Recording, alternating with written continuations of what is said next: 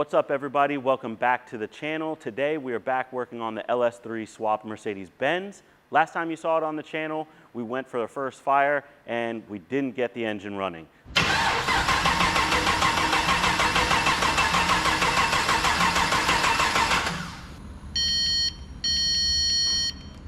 Well, that's there. It's not blowing the ignition fuse anymore. So that's good. Still didn't get it to start, but it's okay. I'm gonna give it a little bit of throttle actuation while I'm starting it. And hopefully, maybe a little bit more air to the fuel air mix will help.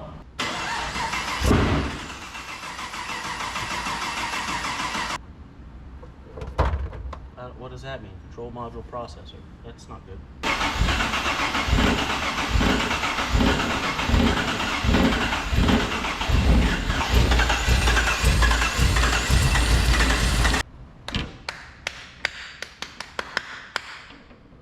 Not sure right now.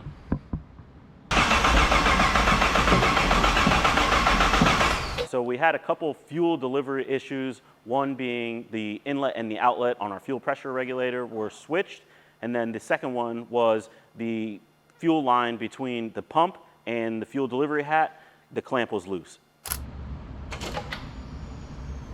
Oh yeah, there we go. That's what we need to see. Yep. All right. Okay, so now the engine is gonna fire up. Whoops. Oil pressure's there. Cool.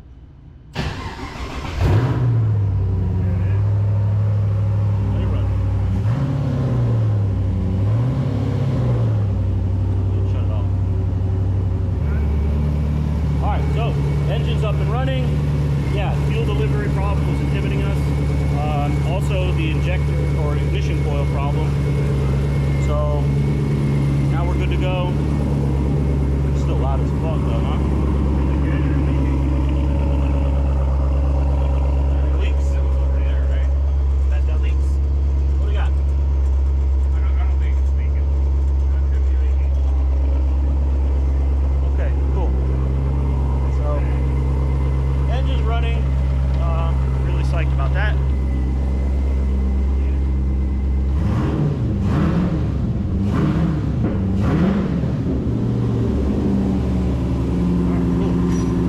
But now that we've got that fixed, we're gonna start this thing up and show you the engine running before we get into the rest of the work that we've been doing. Let's fire this thing up.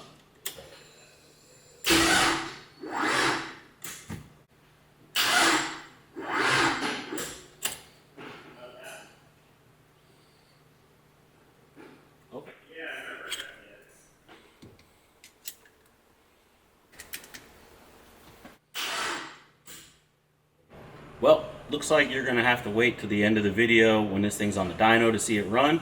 But in the meantime, let's show you the work that we've been doing, starting with the trunk area and getting it ready for the audio install.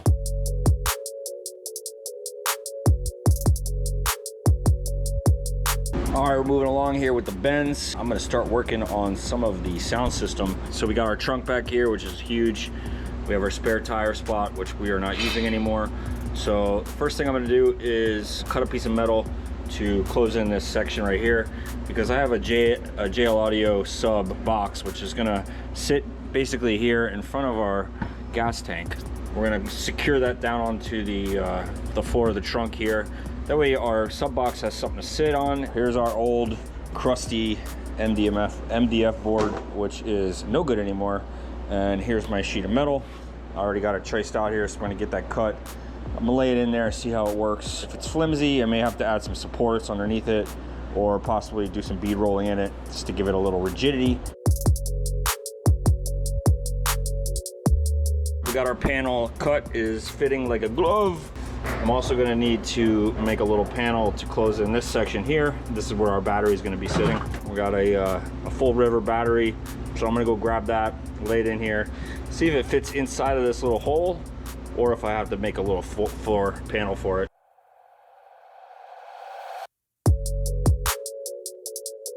We got the floor for our battery cut out, fit around all of our little radiuses.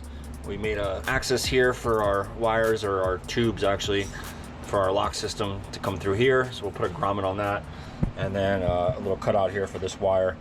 So at this point, next thing I'm going to go ahead and do is weld a flange on to this back side. So we'll be able to bolt it back here and bolt it here.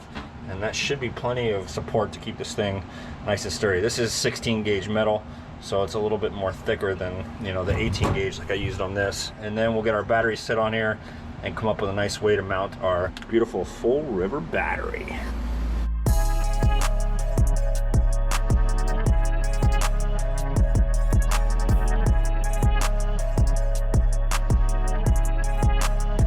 All right, we got our full river battery placed on the floor, if you will, or the pad where we're going to be mounting it. The next thing I'm going to go ahead and cut up a simple little strap, kind of come up and over the battery with some fasteners going into our floor.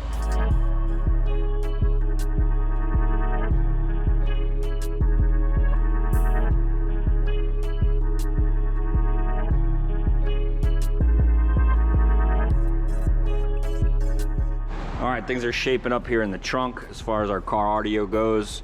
Well, we didn't really get too far with the car audio, but we do got our battery mounted. We got all our panels fixed in and set. We got our rear closeout panel, which is separating our fuel cell from our trunk space. I also got 2 panels made and fixed into our package lid up here. So those are done. Speakers are ready for that. Next step I'm going to start working on is our console. We're going to be getting our Sony head unit mounted into our console here right above this panel that Dave made a while back for our Restomod AC controls. So this is going to sit in here. I did order a double DIN mount bracket, which I'm going to have to modify, of course. Unfortunately, they didn't line up with anything on this. Universal. So not a big deal. Get a couple of those welded on. We'll get that fixed into this console.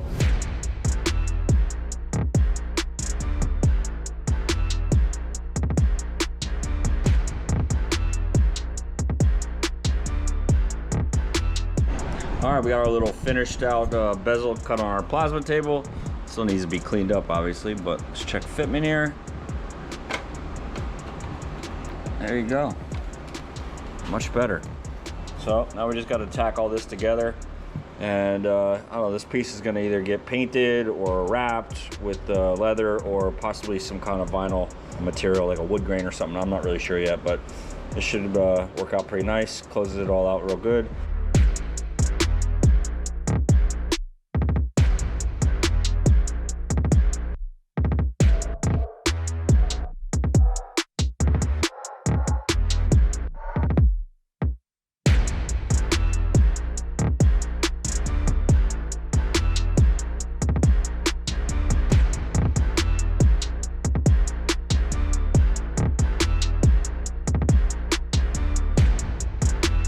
All right, we got all our trunk panels pulled out. They're over there. I put a little fresh coat of our low gloss Duplicolor paint. This stuff's all gonna get Dynamet on it, so it's just coated so it doesn't rust. And while that stuff is drying, I'm gonna go ahead and get our trunk cleaned out, and then we're gonna start laying down some Duramat on some of this stuff just to keep it from rattling, keep the noise out, and it just kind of, you know, finishes it off correctly. So we got our Duramat over here. So we're gonna get this thing vacuumed out, wipe it down, and get this sticking.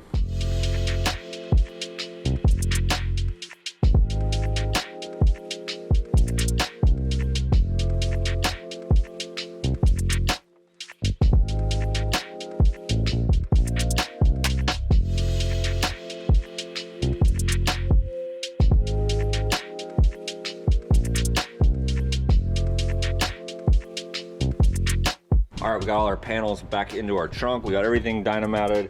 Next thing we're gonna be doing is getting our amp and our speaker, our sub box situated back here. We are gonna end up putting it in the back side in between our fuel cell, and then we'll have our little closeout panel that will divide the two. I tried to stick it over here, but there wasn't enough clearance for our hood or for our trunk to close with our hinges. The hinges were hitting our sub box, so it is gonna sit there, and I'm gonna make a little bracket that will mount our amp.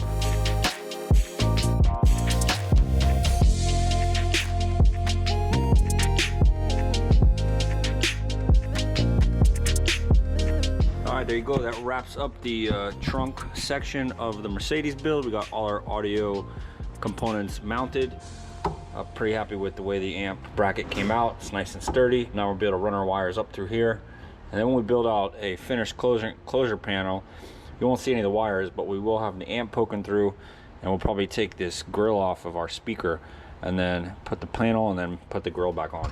We got our back divider panel, also dyno wrapped, mounted to the floor. I still have to mount it to the top, but next step is we'll get some carpet back here and then see what we want to do as far as closing out our battery or leave it exposed. Not really sure yet. So I'm thinking one panel in the back for sure, just to clean that up and make it look pretty, some carpet, and call it a day. Still got plenty of room back here for groceries.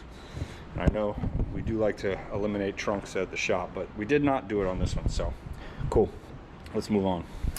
Okay, I'm going to begin wiring some of the internal body side wiring stuff. As you know, the motor is independent, can run by itself. We have this sort of universal interior fuse box to do a bunch of our headlights, interior lights, flashers. So what we'll be doing first is hooking up our fuse to our ignition switch right here. Of course, ours is not going to look like this because it's the Mercedes.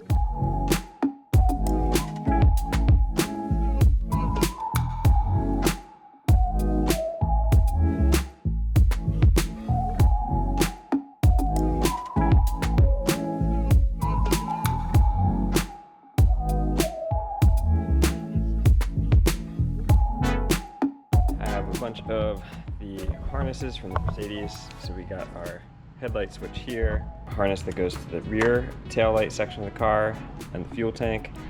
This is the combination switch, so your little stem that comes out of the steering column to do directional signals, and the horn. This is the harness that goes to there, and this is our flasher relay, and then this is our harness that goes to our hazard lights, so all the flasher stuff runs through all three of these items. So I have everything labeled now, which is good. And then what I'm trying to do is take our new fuse block and see what I can run off of it. So what I did was I made this, a little list. This is our new fuse panel here, and it labels all the labels of the fuses, and then this is the bends, the positives that I need from the fuse bank.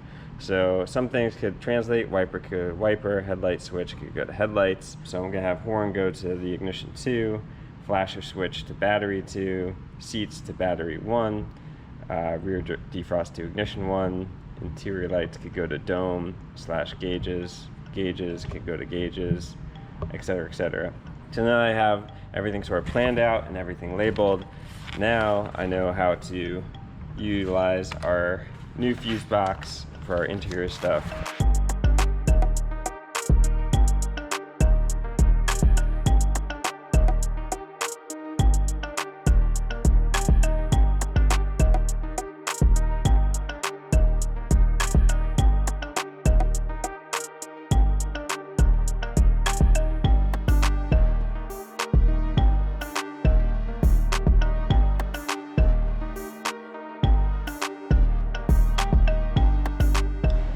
After a few days of wiring, we got everything in the bends working again. We got our flasher switch. This is all the harnesses for the sunroof, the defrost. Here's all of our window switches. Also rear lights are up over here. Ignition switch works. Windshield wipers work. And the light switch also works. So now that we got everything functional, we're gonna go back to our console.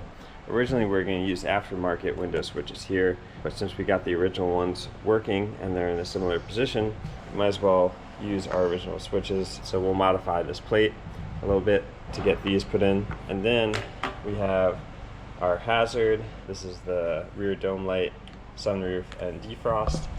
Those all used to be in here, mixed in with the climate control that was down here. Now we got our stereo. These three are for our HVAC controls now.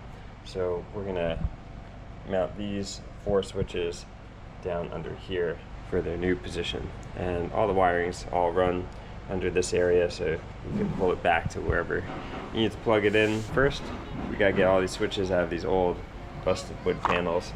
That way we could have something sizing to work off of.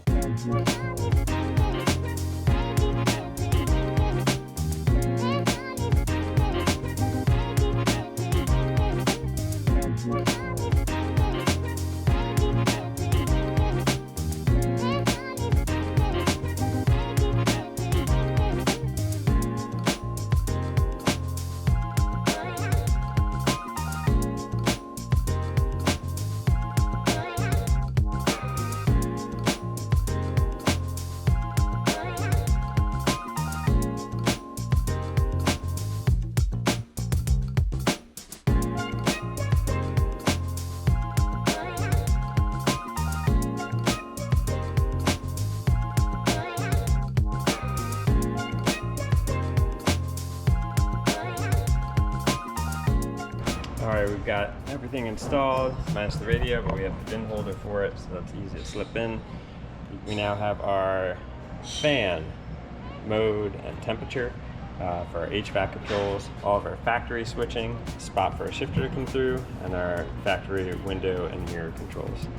So everything's gonna get wrapped in the end. This is obviously not gonna stay raw metal, but everything is nice and tidy, fits in there, and ready to be finished. And then we started working on some of the exterior trim work that we removed before it went to paint.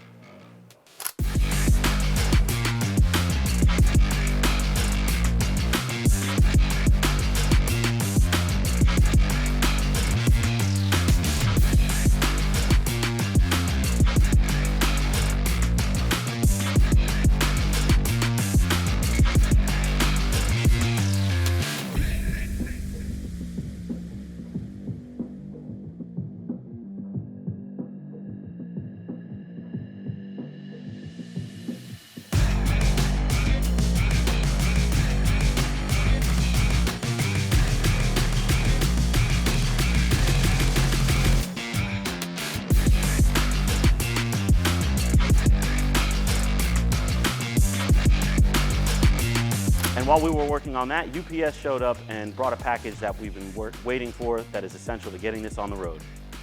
All right, we got the purple Mercedes up on the lift, and that's because we got a package from Knoxville Driveline, and they made us a custom two-piece drive shaft for the Benz.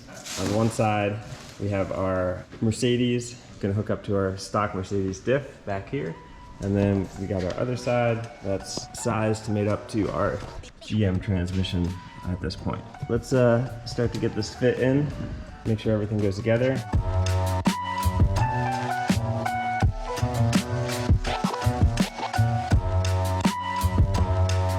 Okay, we got the drive shaft loose mounted up here, going all the way back through our rear end. And here's where our center support carrier bearing is.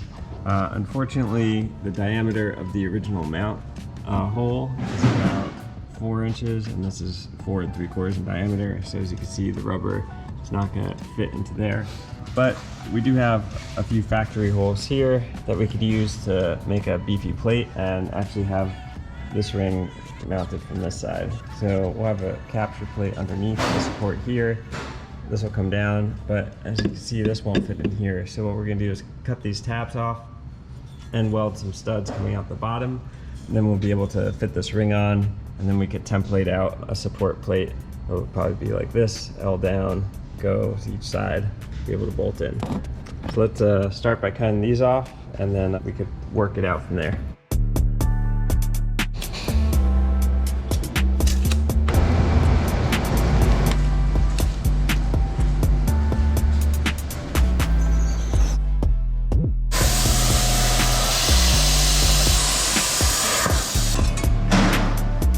Okay, I've got my test plate just out of sheet metal cut out here, and you can see I have these relief points in it so I could hand bend it, and everything actually lines up really perfectly with all these holes. So this is a great starting point. It gives me a nice flat spot. Now that I can visually see where it's going to land, and I could set my drive shaft at the height that I want it, I can measure relative from our bracket down to here. And what I'm actually going to do is when I make this bracket, instead of making it this piece and having a separate piece, I'm gonna make my design cut back here, do a 90 break up and then over, and then that'll catch this at the height it needs to be. The material will be much thicker, so obviously it'll be more stable than this. And then I'll have welded studs coming down through here. That way when the plate goes up, it'll slip through the studs. We can just put nuts on the bottom side. But as far as the points, my relief bends pretty much line up exactly these ends. So if I make my piece come up this wide, then it should be able to fit in there perfectly and be able to catch everything that we need to.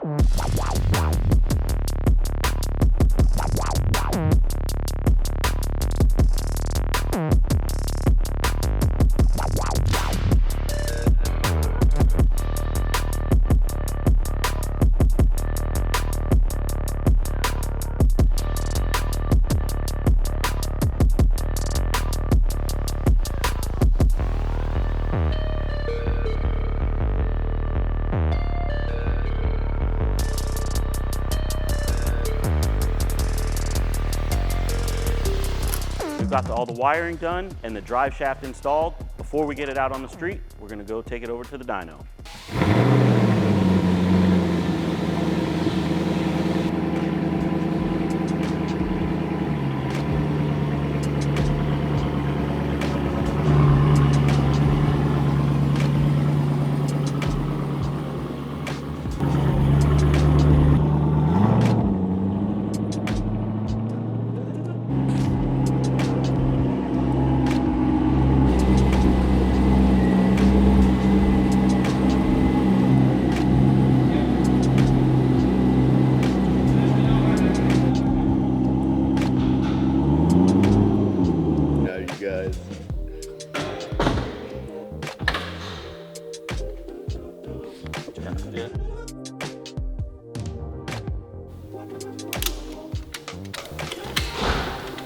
Brenda.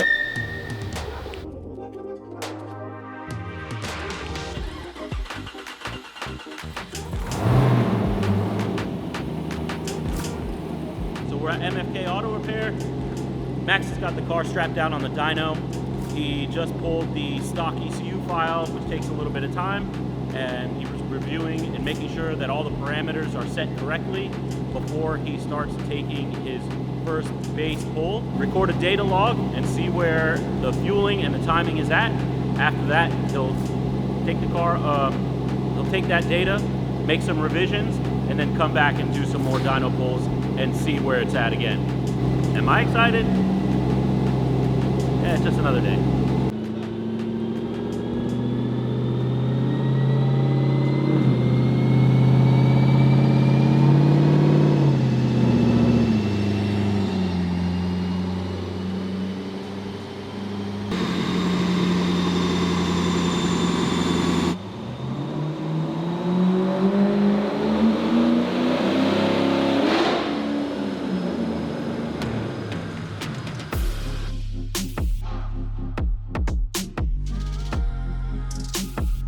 Transmission popped out of gear and went from drive to neutral on that last pass.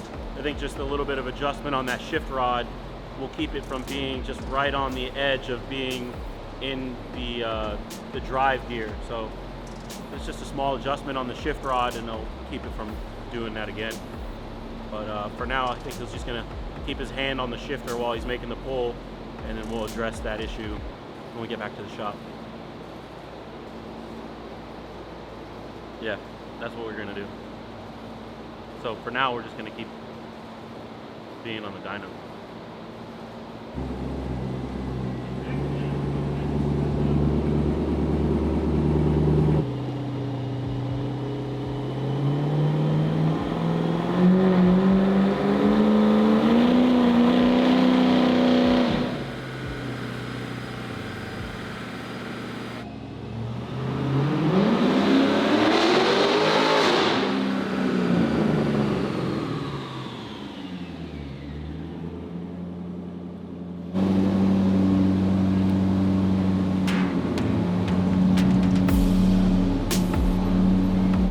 Alright, so we just finished doing the first couple pulls on the dyno. Got a little bit of information as far as data to make the first revision to the tune file. So Max is going to make some changes to the tune file based off of the data that he's collected, and then we'll be back on the rollers to make some more tweaks and more revisions. With the stock engine, we'll probably only have to do, I'd say, 3 to 4 revisions. Yeah, it should be pretty quick considering there's not much done to this engine and it's just stock. So hopefully 2-3 revisions and we'll be ready to go. And we're back at the dyno. We've got a 376 horsepower base number. Max has taken the data from that run. He's gonna make some changes to the air fuel ratio, and then he's gonna load that file back into the ECU, make another pull, and see where we're at.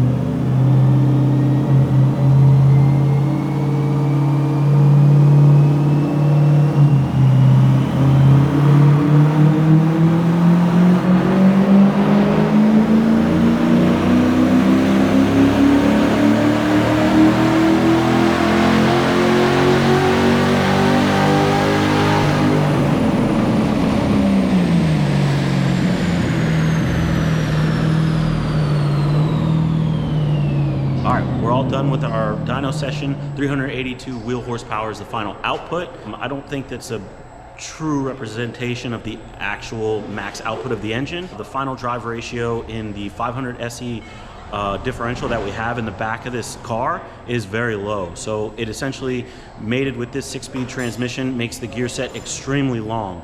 So we weren't able to put the engine or the transmission into the 1-to-1 ratio, which would be 4th gear on this transmission. We ran it in 3rd gear. So it's not exactly going to give us the true representation of the output, but the fuel air map is optimized as well as the ignition curve. So we're really happy that the drivability is going to be good. If we had the 1-to-1 ratio on the transmission, I think that we would have a slightly higher number, somewhere in the 430 to 450 range. But we're really looking for a great drivability in the engine. We want it to accelerate good and just be smooth throughout the rev range. Not exactly looking for the quickest accelerating car, because that's not what this is. If we decide to change it later on, we can, if we want to make the car accelerate quicker, but I'm sure it drives great, and we're going to take it out and test it on the road now.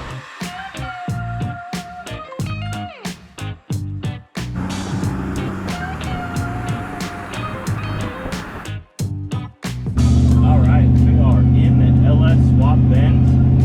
Just got the keys for the Mercedes back from Max at MFK. Finished putting the calibration on this ECU, and this is our first test drive. Everything went really smooth on the dyno, other than obviously the gearing is extremely low on this car. It's a 2.24 ratio. I, for some reason, thought it was a 3.2, so I wasn't super concerned, but either way, it's what we got, and it's not terrible. Engine idle is smooth, acceleration's great, so you can hear the shifting of the gears. It's real nice transitioning. Cruising in 3rd gear, 1500 RPMs. It's real nice, real smooth.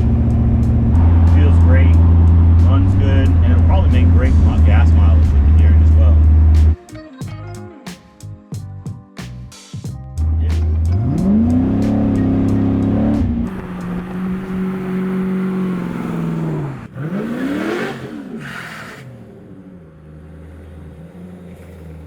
All right, I know it's been a while since you've seen the LS3 Mercedes on the channel, but we finally got this thing on the road. Still a lot left to do, including all the interior pieces for this car, but there's also a couple other projects on the channel that you need to look out for. We've just started our 1967 Lincoln Continental build, as well as the 1957 GMC that's already in the fabrication stages. Thanks for watching, thanks for liking, and please give us a subscription. And if you haven't already, please subscribe to the channel.